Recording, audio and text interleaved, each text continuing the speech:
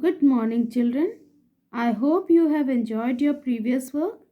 Children, this time you will learn how to draw the bird with the help of letter B. So, watch it carefully, children. First of all, you have to write B like this. Now, after writing B, you can draw beak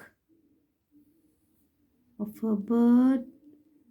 You can draw like beak like this I am drawing parrot, so beak is little bit curve with curve. Otherwise you can do like this.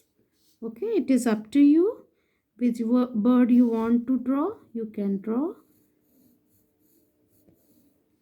Now here just show the wings and downward just show the tail of bird like this.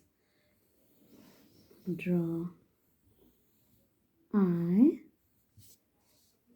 and here just show the paw or leg of bird. You can show one branch where the bird is sitting. Just show the branch, leaves of branch,